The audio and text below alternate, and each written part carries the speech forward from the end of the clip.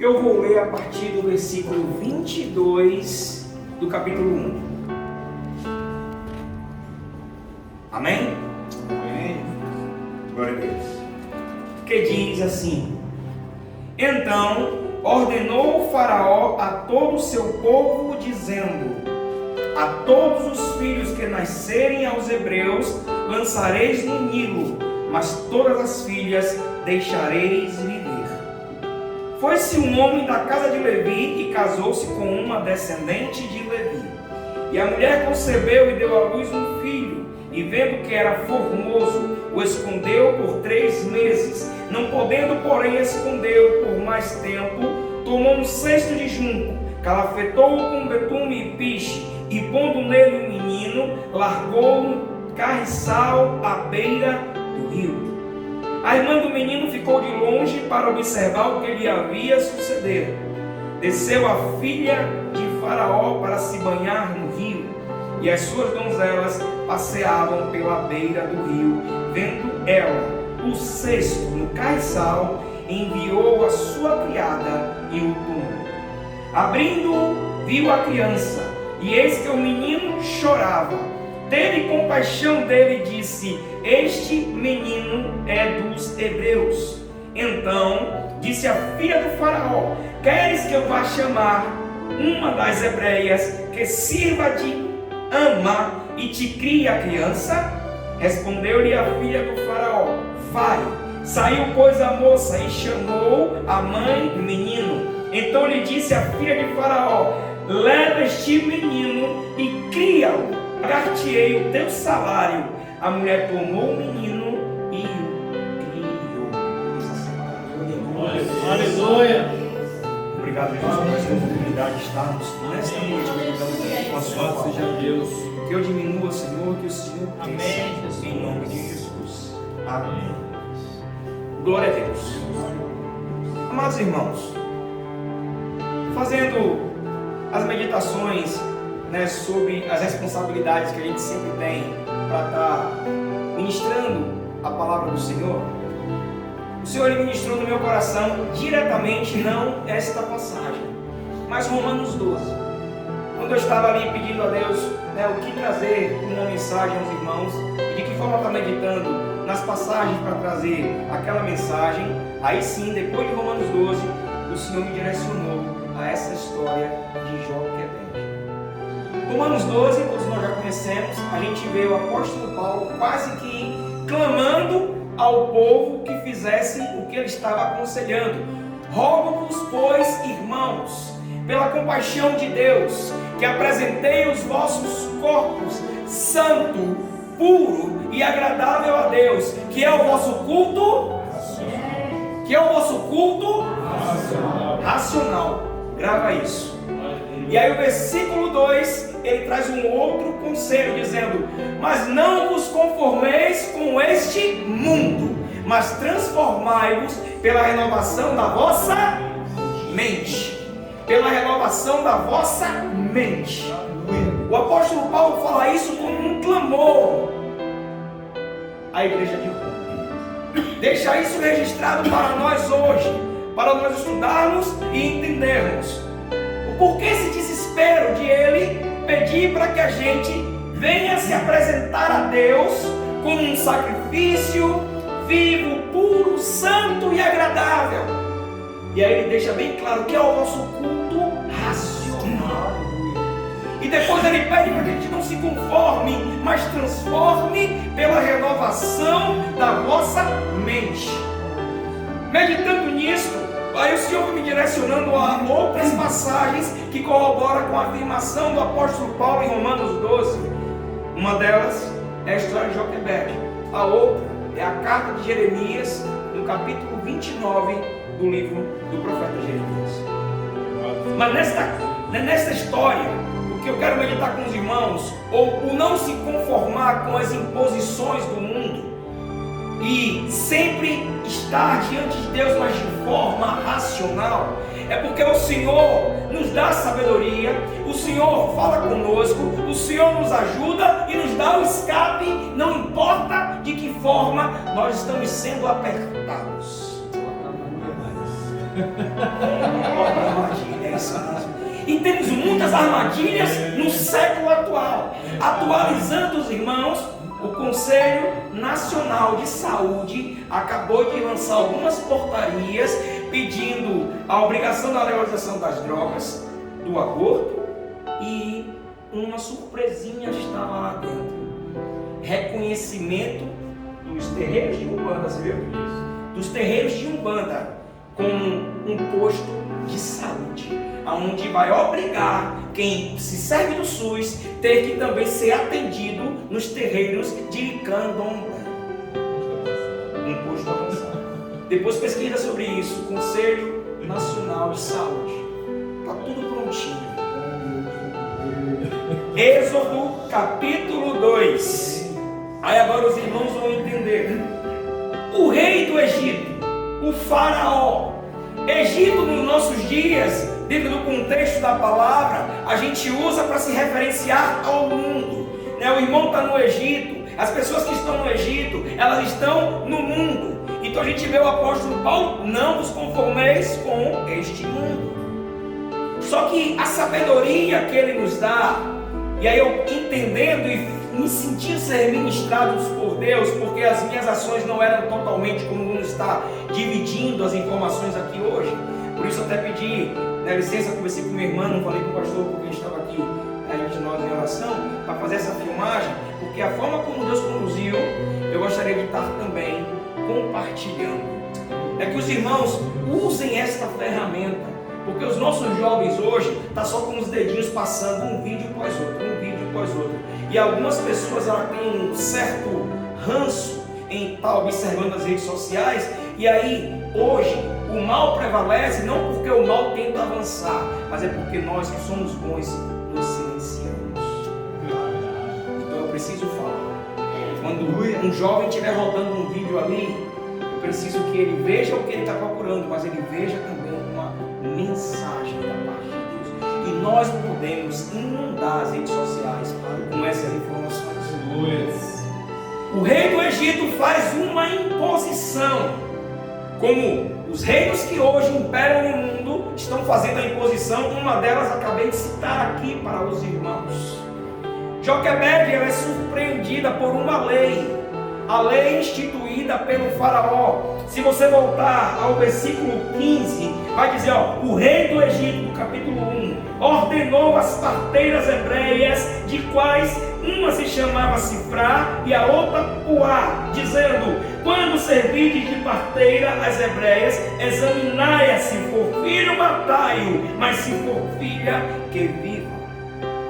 E aí o que eu aprendi nesse momento do estudo com Deus é que eu não tenho que enfrentar e nem confrontar aquele que detém o poder nas mãos para legislar, para imperar as suas vontades e para dizer como quer que seja feito.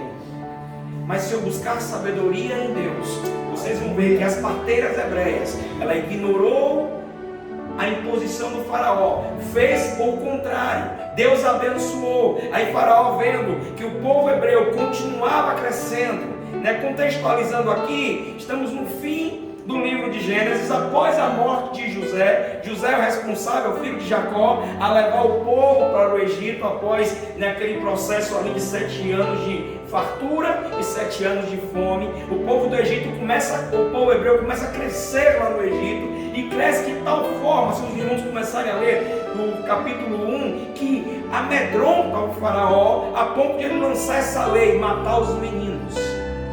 E quando ele vê que ele deu a ordem e ainda continua crescendo, ele volta de novo, aí o versículo 22, então ordenou o faraó a todo o seu povo. Ele primeiro tinha dado uma ordem às parteiras, agora ele disse abertamente para todos: peguem armas, se vê menino, mate. Deu liberdade para tornar todos assassinos de meninos hebreus. Aí uma hebreia fica grávida. A lei estava clara. Quando seu filho nasce, é agora a leitura que a gente fez. Quando seu filho nasce, ela tinha que obedecer à lei, ela tinha que entregar o menino à morte. Pensa isso para uma mãe. Ela não foi lá enfrentar o faraó, como muitas vezes a gente quer fazer. Ela não foi confrontar, ela não foi brigar. Ela foi escondendo o menino e pedindo sabedoria a Deus. Aí vem o apóstolo Paulo pedindo: olha, eu rogo-vos, amados irmãos, pela compaixão de Deus, não faça conforme o mundo lhe impõe, mas transforme pela renovação da vossa mente. E as vossas mentes, irmãos, é a mente de Cristo. Então, na hora que o mundo vier impor, de repente você vai buscar um atendimento, manda você ir num lugar desse que eu citei, fala com Deus: Deus, eu não aceito, eu não vou lá. Deus, me cura, o Senhor sabe dos propósitos que o Senhor mesmo tem na minha vida. Eu não vou aceitar ir para um lugar daquele, não vou me subjugar a estar diante de um terreiro e não enfrentar, porque se você enfrenta, se ela enfrentasse o faraó, irmãos, ela estaria morta. Nós passamos aí por um processo de algumas manifestações onde tem pessoas presas que não cometeram crime nenhum e estão lá padecendo. Então, se eu e você tentar enfrentar sistemas que estão se levantando, a gente vai realmente parar numa cadeia ou até mesmo perder a nossa vida ali mesmo. Então, nós não fomos feitos para enfrentar sistema. Nós não fomos feitos para desrespeitar governos. A gente precisa obedecer, como diz a Bíblia, os governantes, quando as ordens deles não infringem as ordens de Deus. Se a ordem dele vai infringir a ordem de Deus, você entregar ele nas mãos de Deus. Foi isso que Joquebede fez. E agora, olha o que é interessante. Ela iria perder o seu filho para a morte. Ela escondeu seu filho por 3 meses. Depois de 3 meses ela teve sabedoria, irmãos, que foi divina. Ali Deus direcionou ela a fazer. Porque uma mãe também teria um coração, aflito, colocando um filho dentro de um cesto, colocando à mercê de um rio, que ainda as histórias dele, o rio está lá no Egito, se chama Nilo. E os documentários sobre aquele rio é que ele é infestado de crocodilos. E ela mesmo assim foi direcionada por Deus, irmãos. Colocou o filhinho dela ali. E agora é interessante, a irmã de Moisés começa a acompanhar o cesto. E Deus vai guiando o cesto para junto à filha do faraó. Aí Deus já tinha conduzido o coração da filha do faraó. Então é isso, irmãos, que é o você não aceitar as imposições do mundo. Coloca Deus na jogada. Deus vai dar direção. E você vai fazer o que é certo na direção de Deus. Aleluia. E aí ela foi conduzida, a filha do faraó, quando ela abre, é um menino. Agora é interessante.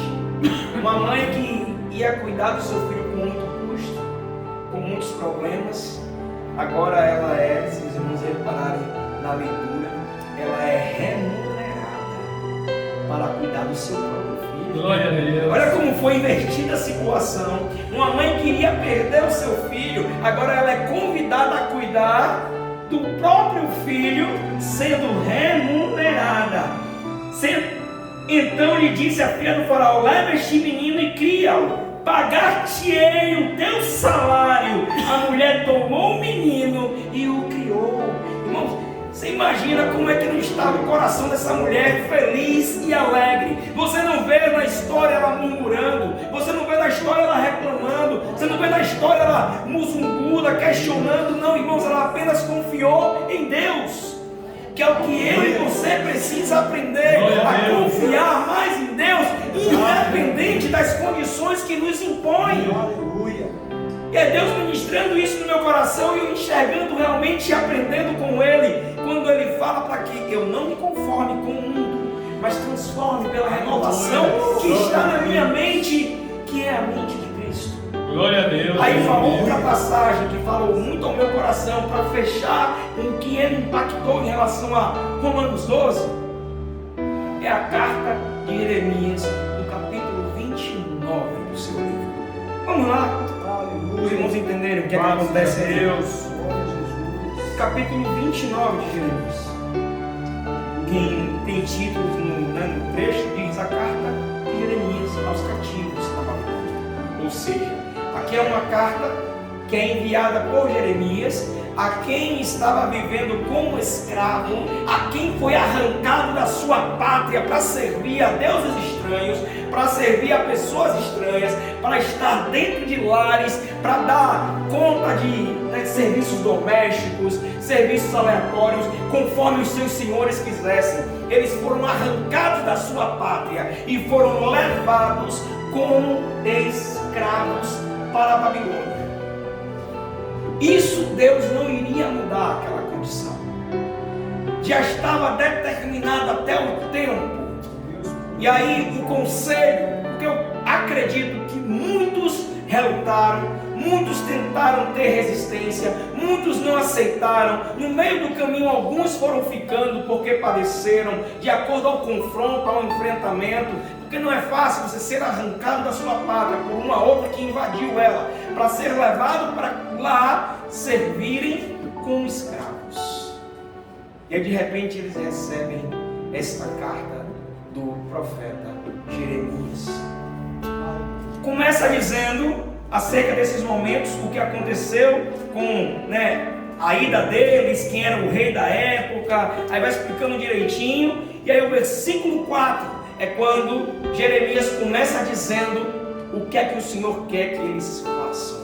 E aí diz, assim diz o Senhor dos exércitos, o Deus de Israel, a todos os exilados que eu deportei de Jerusalém para a Babilônia: edificai casas e habitai nela, plantai pomares e comei do seu fruto, tomai esposas e gerais filhos e filhas, tomai esposa para os vossos filhos, dai às vossas filhas maridos, para que tenham filhos e filhas, multiplicai-vos-ei e não vos diminuais, procurai a paz da cidade para onde você estiver, e orai por ela ao Senhor, porque na sua paz vós tereis paz.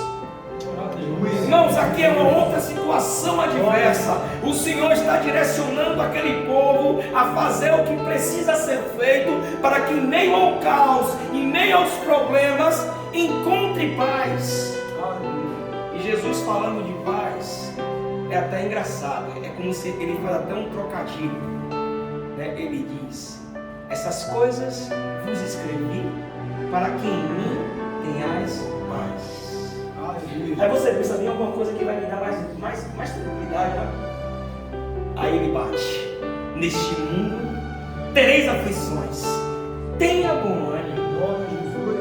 E ele explica, não nessa passagem, em outro momento, que a paz dele ele nos dá. E não é a paz que está no mundo, não é a paz que o mundo nos dá.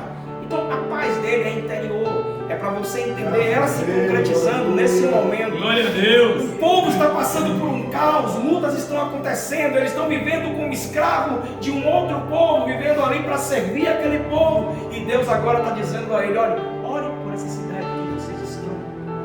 Procure a paz dela, porque nela vocês terão paz. Deus continua falando ao coração do povo através desta carta, a partir do versículo 11. Vamos momentos de revelação tão lindo. Depois que Deus traz para eles um acalento, aí o próprio Deus é como se dissesse assim: sabe por que eu estou pedindo isso a vocês? Porque bem seriam os pensamentos que tenho sobre vós. Assim diz o Senhor. São pensamentos de paz e não de mal, para vos dar o fim que desejais. Ele continua pedindo ao povo: olha, então me invocareis, passareis a orar a mim. Eu estou lendo do versículo 11 em diante. E eu vos ouvireis, buscar-me-eis e me achareis, mas quando me buscardes de todo o vosso coração. E aí e eu serei achado de vós, assim diz o Senhor, e fareis mudar a vossa sorte. Irmãos, a vida com Deus, ela é contra aquilo que o mundo impõe, para que a gente venha buscar o resultado, a melhoria, a mudança. Não, a vida com Deus é como se fosse uma bolha nesse mundo, onde o mundo faz de uma forma e nós vivemos na bolha chamada Deus. E quando diz ali tem caos, como assim? Caos como? Não entendi. Está tudo em paz. Está vindo sobre você, não está vindo nada. Salmo 91 diz que vai cair 1000 ao meu lado, 10.000 eu não vou ser atingido. Irmãos, eu sei que não é fácil encararmos desta forma, mas quando nós aprendemos que é desta forma que eu e você precisamos encarar, nada nos abate, nada nos aflige, nada vai fazer com que eu perca a estribeira, perca meu equilíbrio. Eu só preciso confiar em Deus, como vimos aqui, Joquebed confiando em Deus, como vimos o povo recebendo esta carta diretamente direcionada por Deus. Não importa onde vocês estão, não importa no bairro que você vive, se tem facção nele, se está brigando uma facção contra a outra, não procure a paz. Olha aqui que cantinho maravilhoso. Aí agora tem crentes que não vêm para a igreja, quer ficar pelas esquinas conversando. Aí de repente vai lá no tiroteio e cai um irmão que não tinha nada a ver com a história. Mas ele tinha que estar aqui, aí ele não estava. O conselho é busque a paz. Onde é que está a paz desse bairro? Todo mundo que está aqui em volta da igreja sabe que aqui tem paz. Se ele buscar a paz aqui, ele vai ter paz. Ele vai ouvir palavras que vai colocar no coração dele tranquilidade. Ele vai ouvir um louvor que vai fazer ele adorar um Deus maravilhoso. Então, aonde você está, irmãos, procure a paz. Eu sei que não é fácil quando surge um levante a gente lembrar desses detalhes, mas eu e você precisa se esforçar. Pense agora para uma mãe que começa o trabalho de parto e de repente sai um menino, meu Deus, e agora? A lei diz que é para matar. Ela esconde o menino, e aquela história belíssima que nós acabamos de ler. Tudo isso, irmãos, porque ela não procurou brigar, nem enfrentar, nem gritar, nem fazer nada mirabolante, só confiou em Deus. Amém. O segredo é confiar em Deus. E mais ninguém, para que as coisas cheguem no resultado de Deus. A gente não venha passar por aflição. Se tivéssemos tempo a gente meditar como José agiu quando colocaram ele sob pressão de aflição, como Jonas agiu quando botaram ele sob pressão de aflição. Jonas procurou desobedecer a Deus. José se lembrou dos sonhos que Deus deu a ele. E aí não importam as calúnias, não importou os levantes, ele foi passando e confiando. Não, Deus disse que eu ia conversar. Deus disse que até meus pais iriam estar de joelhos dobrados diante de mim. Vai acontecer. Ela está mentindo com você. Você foi injustiçado, mas vai acontecer. Vai acontecer em nossas vidas, irmãos, independente do que o mundo imponha. Eu e você está reservado a salvação através de Cristo Jesus. Já está batido o martelo. A Bíblia diz que o lago de fogo foi preparado para o diabo e os anjos dele. À direita vai estar eu e você ouvindo de Jesus: vinde, benditos. O que me chama a atenção para encerrar, irmãos, é que eu e você temos a promessa dos céus. O diabo já tem determinado a ele o inferno. Ele poderia, irmão, dizer: já deu para mim, vou parar por aqui, qual o caminho, Deus? Já vi que não tem volta. Ele conhece Deus muito mais que eu e você. Ele já deveria ter entrado num buraco preparado para ele, mas ele continua aqui derrodeando o nosso meio. Sabe por quê? Eu e você, tendo promessas grandiosas de coroa na vida, de viver com Deus no lugar onde Ele foi preparar para deixar tudo pronto e vir outras vezes nos buscar, para que onde Ele vem estar, eu e você vem estar também. Isso tem que alimentar os meus pensamentos, a minha vontade, que eu estou comprado por aquele sangue. Só que o problema é que o diabo ele enxerga as nossas fraquezas, e aí ele sabe que tanto batendo, um dia ele vai encontrar pessoas que vai desistir. É por isso que ele continua. Aí é isso que eu acho interessante. Eu e você que não deveríamos desistir, porque a promessa do céu é quem desistimos. Esse camarada que já está condenado, que já era para procurar o buraco dele, não desiste. Ele só não desiste, não é porque ele tem esperança que vai ter uma misericórdia para ele, não é porque ele tem esperança que algo vai acontecer e vai mudar o destino, não, é porque ele sabe, só isso, ele só não quer isso só. Fique firme nas promessas que você tem. Aleluia. Desde Glória a quando Deus. você aceitou assim Jesus na sua vida. Aleluia. Porque elas estão de pé e elas vão se cumprir em nome de Jesus. Amém? Elas estão Glória a cuidadas em Deus. nome de Jesus. Amém. Glória a Deus. Aleluia. Uma noite abençoada por Cristo. Amém. Glória a Deus.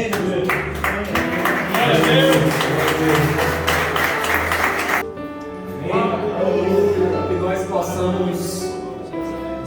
possamos entender a necessidade de nós andarmos e nós agirmos neste mundo tão difícil que nós vivemos. Que nesse mundo tão difícil que nós vivemos, irmãos, e que a tendência é que as coisas piorem. A tendência é essa. Mas o importante é que nós precisamos nos esforçarmos para nós mantermos a nossa fé e nos mantermos dentro de um padrão bíblico, aquilo que a Bíblia nos chama. Amém? É difícil, mas não é impossível. Amém? Que Deus em Cristo nos abençoe, abençoe o seu lar, sua esposa que está ali, né? Que Deus abençoe também. Nós vamos ficar de pé, vamos estar orando.